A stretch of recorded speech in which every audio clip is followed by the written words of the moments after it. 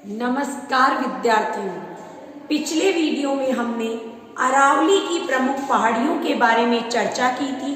उससे पहले अरावली पर्वत श्रृंखला के विस्तार के बारे में चर्चा की थी। आज हम अरावली पर्वतीय श्रृंखला के प्रमुख दर्रों और नाल के बारे में चर्चा करेंगे और तीसरा जो आपका पार्ट था राजस्थान के भौतिक प्रदेशों का पूर्वी मैदानी प्रदेश, इसके बारे में चर्चा करेंगे। तो आज जो अपना टॉपिक है वो है अरावली की नाल और दर्रे। अरावली की नाल का मतलब यहाँ पर क्या है? पहाड़ी रास्तों के बीच में जो तंग रास्ता होता है उसको हम दर्रा कहते हैं और राजस्थान में इसको नाल के नाम से जाना जाता है। और राजस्थान के कई ऐसे पहाड़ी इलाके हैं जहाँ पर कई प्रकार की नाल है, दर्रे हैं। तो कौन कौन सी नाल है राजस्थान में, इसके बारे में हम इस वीडियो में डिस्कस करेंगे। देखो विद्यार्थियों, अगर हम उदयपुर की बात करें, ये पाली वाला बेल्ट है, ये उदयपुर है और ये वाला जो बेल्ट है आपका राजसमंद वाला इलाका है।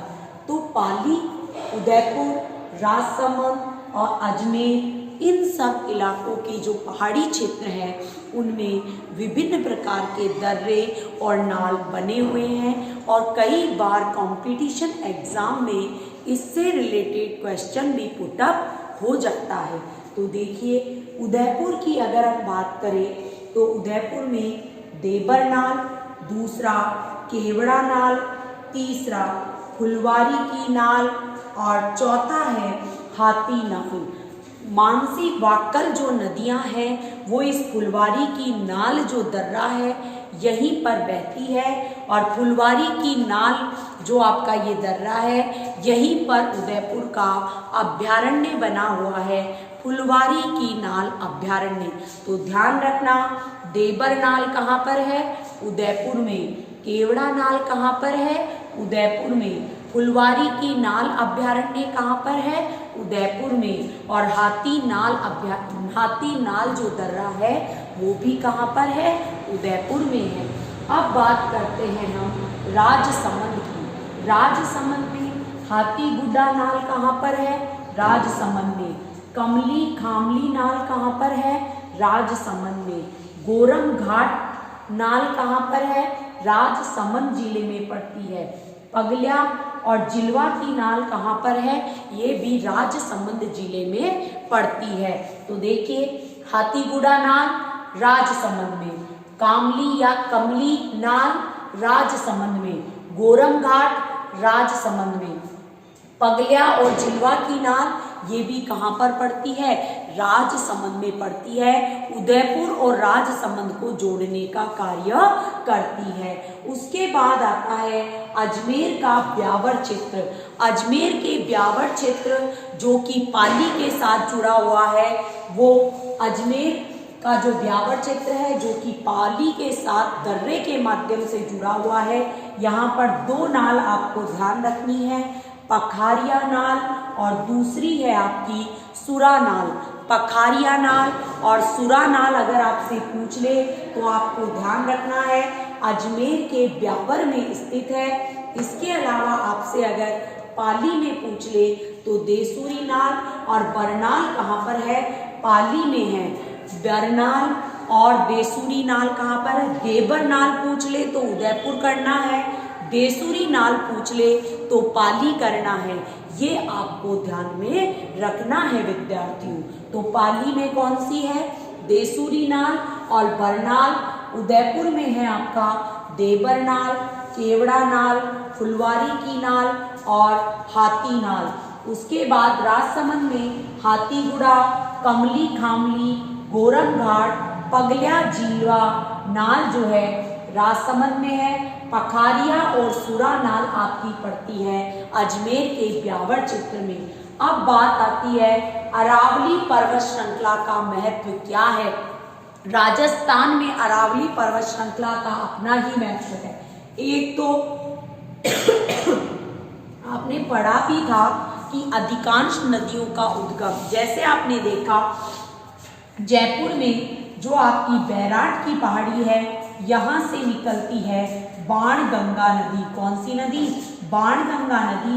अगर आप उदयपुर में जाते हैं तो उदयपुर में देखिए गोगुंदा की जो पहाड़ी आपने पढ़ी, यहाँ से निकलती है बेड़च नदी। इसके अलावा आपने देखा खमनोर की पहाड़ी, खमनोर की पहाड़ी जहाँ से निकलती है बनास नदी। इसके अलावा आपने देखा बीछा मेड़ा की पहाड़ी जहाँ से निकलती है सोम नदी। इसके अलावा भी अगर हम बात करें राजसमंद जिले में जो दिवेर की पहाड़ी है वहाँ से निकलती है कोठारी नदी। इसके अलावा सेवर की जो पहाड़ी है वहाँ से निकलती है सावी नदी। तो जितनी भी पहाड़ी क्षेत्र है वहाँ से अधिकांश नदी जो राजस्थान में बहती है उनका उद्गम इन पहाड़ियों से माना जाता है। तो अरावली पर्वत श्रृंखला का सबसे बड़ा महत्व तो यही है कि अधिकांश नदियों का उद्गम यहाँ पर स्थित है।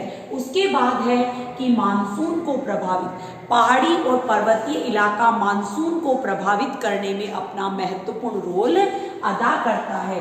उसके बाद आपने देखा गणेश्वर की सभ्यता, आहड़ की सभ्यता, इसके अलावा आपका बैराट की सभ्यता, इन सब का उद्गम स्थल और जन्म स्थली भी आपकी अरावली पर्वतीय श्रृंखला का क्षेत्र माना जाता है। तो विभिन्न जो प्राचीन सभ्यता, गणेश्वर की सभ्यता, आहड़ की सभ्यता, बैराट की सभ्यता, गिलुंड की सभ्यता, कई ऐसी सभ्यताएं हैं जिनका विस्तार अरावली पर्वतीय श्रृंखलाई क्षेत्र में हुआ था।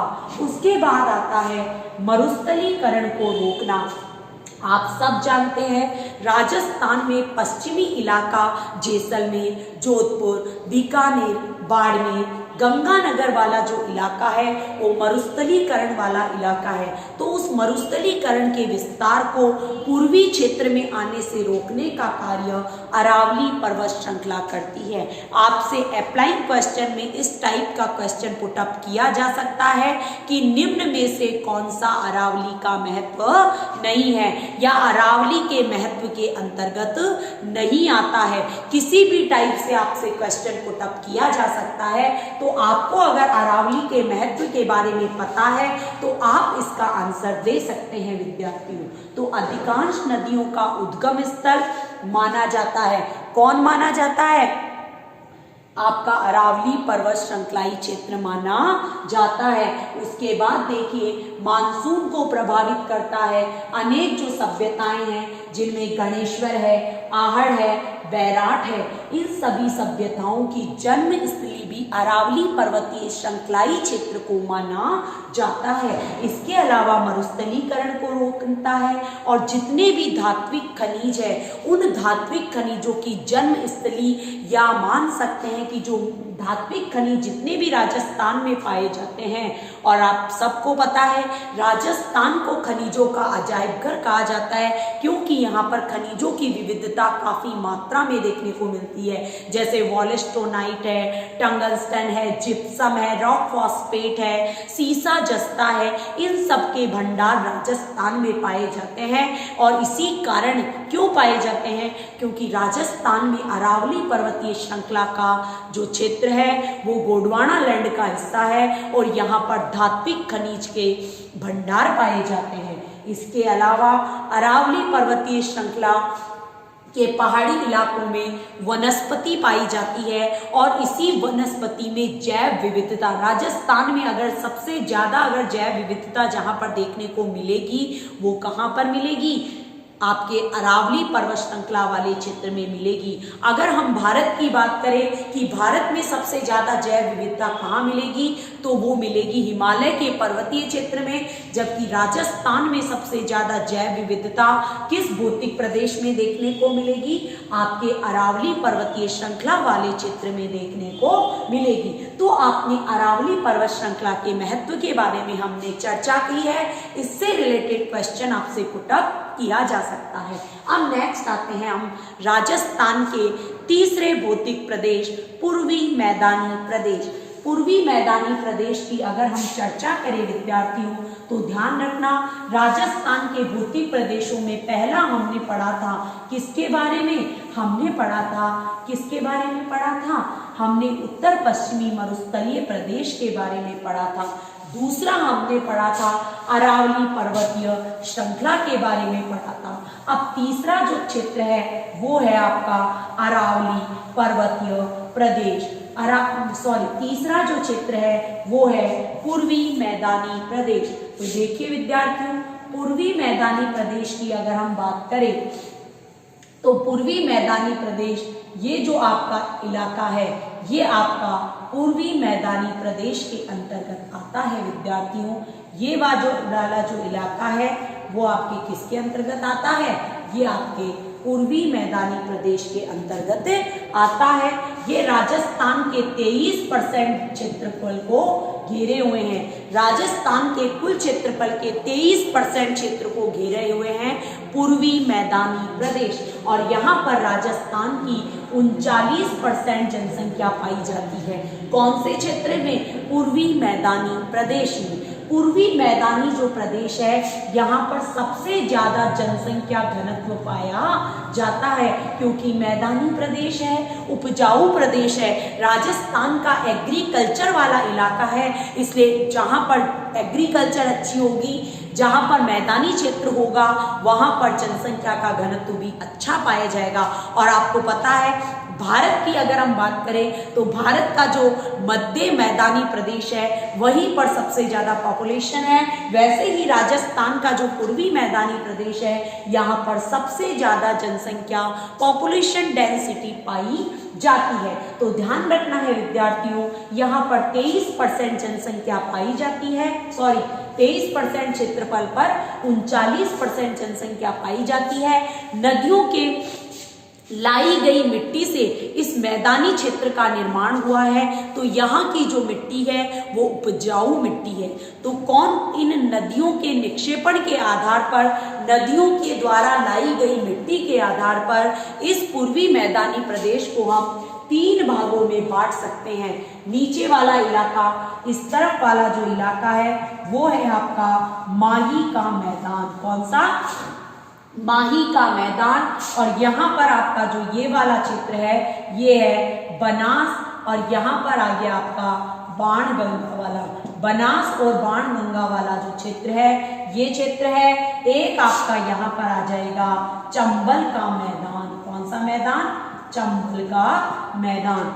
ये माही नदी आपका डूंगरपुर, बांसवाड़ा और ये आ गया आपका प्रतापगढ़। यहाँ पे जो 56 का मैदान है, इस 56 के मैदान का निर्माण जो है ये पूर्वी मैदानी प्रदेश का हिस्सा माना जाता है।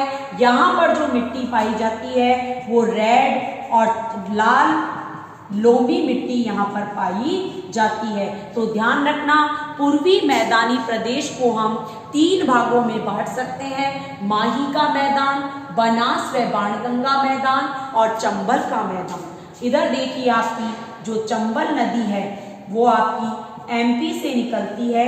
कहाँ से निकलती है, एमपी से निकलती है, और एमपी से आपसे पारा, कोटा, झालावाड़, सवाई माधोपुर, करौली, धौलपुर होते हुए कहाँ पर, यमुना में जाकर के मिल जाती है। तो चंबल नदी का जो बहाव क्षेत्र है इस मैदान को चंबल के मैदान के नाम से जाना जाता है। और ये जो चंबल का मैदान है यहाँ पर राजस्थान का सबसे ज्यादा जो अवनालिका अपर्दन होता है वो इसी क्षेत्र में होता है। यहाँ पर ही बीहड़ क्षेत्र पाए जाते हैं और यही इसी क्षेत्र को डांग क्षेत्र के नाम से जाना जाता है, क्योंकि चंबल नदी राजस्थान की ऐसी नदी है जिससे सबसे ज्यादा अवनालिका अपर्दन होता है, बड़ी बड़ी कंदराएं बन जाती है। और इस इलाके को बीहड़ या डांग क्षेत्र के नाम से भी सवाई माधोपुर, करौली और धौलपुर वाला जो इलाका है उसे बीहड़ या डांग क्षेत्र के नाम से भी जाना जाता है। इसके अलावा माही का मैदान जो राजस्थान के डूंगरपुर, प्रतापगढ़ और बांसवाड़ा के इलाके वाला क्षेत्र है, यहाँ पर 56 का जो मैदान है यहाँ पर पाई जाती है रेड लाल लोमी मिट्टी। और यहाँ पर जो एग्रीकल्चर की जाती है वो की जाती है मक्का की। किसकी की जाती है? मक्का की। बनास वाला जो क्षेत्र है उसे मेवाड़ का जो मैदानी क्षेत्र है वो बनता है बनास नदी से। और बाणगंगा का मैदान बनता है बाणगंगा नदी से, जिसमें आपका जयपुर, दौसा और थोड़ा सा आपका सवाई माधोपुर वाला जो इलाका है वो बाणगंगा मैदान के अंतर्गत आता है। इस तरीके से हम राजस्थान के पूर्वी मैदानी प्रदेश का डिवाइड करते हैं। और यहाँ पर जो चंबल का मैदानी प्रदेश है यहाँ पर काली या जलोढ़ मिट्टी पाई जाती है, जबकि बनास व बाणगंगा वाले क्षेत्र में भूरी मिट्टी पाई जाती है। और आपका माही मैदानी क्षेत्र में रेड या लाल लोमी मिट्टी पाई जाती है। तो आपने पूर्वी मैदानी प्रदेश के बारे में डिस्कस किया, अरावली पर्वत श्रृंखला के मैदानी क्षेत्र के बारे में डिस्कस किया, और अरावली की जो नाल है, दर्रे हैं, उनके बारे में हमने इस वीडियो में डिस्कस किया है। आगे के वीडियो में हम जो आपका राजस्थान का चौथा पार्ट है हाड़ौती का मैदान, उसके बारे में डिस्कस करने वाले हैं विद्यार्थियों। तो हाड़ौती का मैदान और राजस्थान के प्रमुख पठारों के बारे में डिस्कस हम नेक्स्ट वीडियो में करेंगे। और इसके लिए आप मेरे नव भारती स्टडी सर्कल चैनल से जुड़े रहिए ताकि आप कंपटीशन एग्जाम्स की तैयारी अच्छे से कर सके। अच्छे से तैयारी करने के लिए हमारा नव भारती परिवार आपके लिए सक्रिय है। तो लगातार नव भारती स्टडी सर्कल चैनल पे बने रहिए, ज़्यादा से ज़्यादा शेयर और लाइक्स कीजिए ताकि हम आगे के अपडेट्स आपको देते रहे विद्यार्थियों। धन्यवाद।